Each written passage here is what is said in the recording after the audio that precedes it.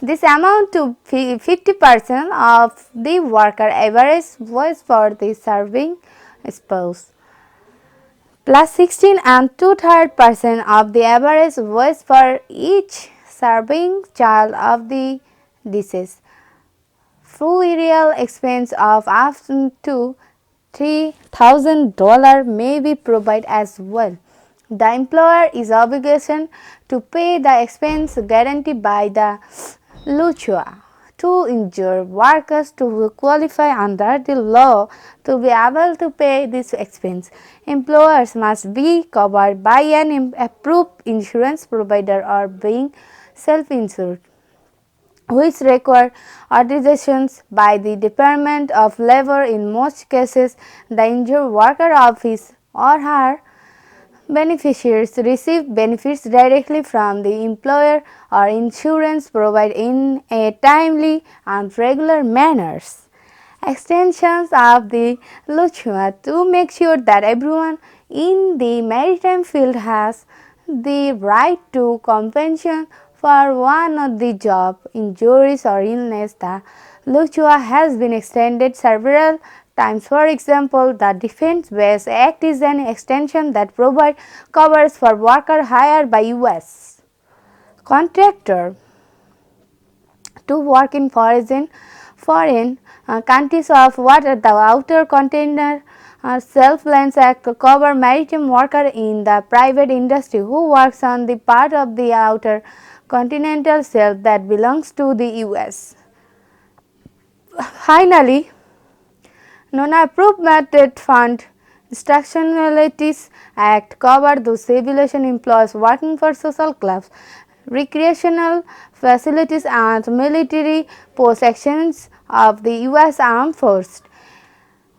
A statute of limitation for the LUCHA. If you are qualified as a worker under the LUCHA and become ill and injured on the job, you do not have forever to make your claim and get the compensation you deserve. The statute of limitation extend on your beyond the time of you discover your injury or were diagnosed with an illness. If your employer is currently paying directly for your medical bills and lost wages, your statute of limitation begins when those payments stop. There are some other exceptions to this limitation. For instance, if your employer decides to stop paying benefits, you have up to 3 years to file an LSWCA claim. If your employer takes more than a year to file an injury report form, your statute of limitation is waived. If you only realize that your work environment contributed to an illness or injury years after the fact, your statute of limitation can be extended. This may happen if you have a repetitive motion injury that's worsened over time or if you become ill decades after exposure to asbestos on the job. LUCHA claims and appeals. If you are injured at work or believe that your workplace has made you sick, you can file a claim under the LUCHA. The most important thing to do first is to get through accident report completed. You also need to get treated medically as soon as possible. If your employer, or anyone else involved disagrees with any part of this claim or compensation, you will need this piece of evidence to ensure you get the benefits to which you are entitled. If there is a disagreement or conflict over benefits, your claim may go through an appeals process and for formal hearing with a judge. An appeal of the judge ruling goes before the benefits review board and from there to a U.S. Circuit Court or even the Supreme Court. You should know and understand your rights and the LSWCA if you are maritime worker who qualifies.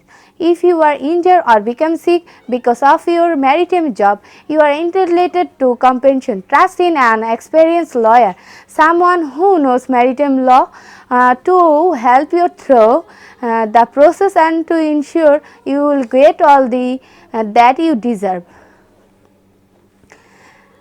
The doctrine of unseaworthiness. The doctrine is of unseaworthiness as a seaman injured on the job. You have a few different avenues for getting compensation from your employer or employer's insurer. You are entitled on maintenance and cure, regardless and negligence in the incident.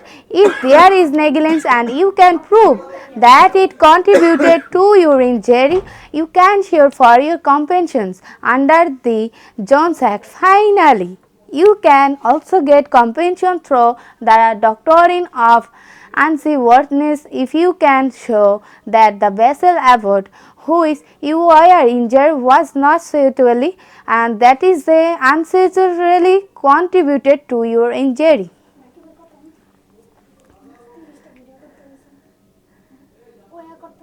Unseaworthiness and absolute duty. The doctrine of unseaworthiness comes from the concept of absolute duty. This is concept in maritime law that states the owner of the vessel has the duty and the responsibility to provide seamen with a ship that is seaworthy. The owner must keep a vessel in good working order and update or replace any aspect of the ship that could cause injuries. Not doing so make the owner liable for the expense incurred in the case of an injury. This could include medical bills, lost wages and other costs. A shop owner may even be found to be criminally liable if he or she knew about unseaworthiness and allowed seamen to work aboard the ship in spite of it.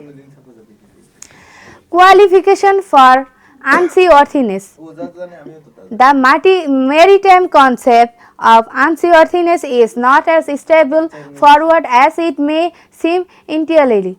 A vessel that cannot navigate on the water that would sink or capsize is certainly unseaworthy, but the definition of the term in the eyes of a law is much broader. Working as a seaman aboard a vessel is inherently risky.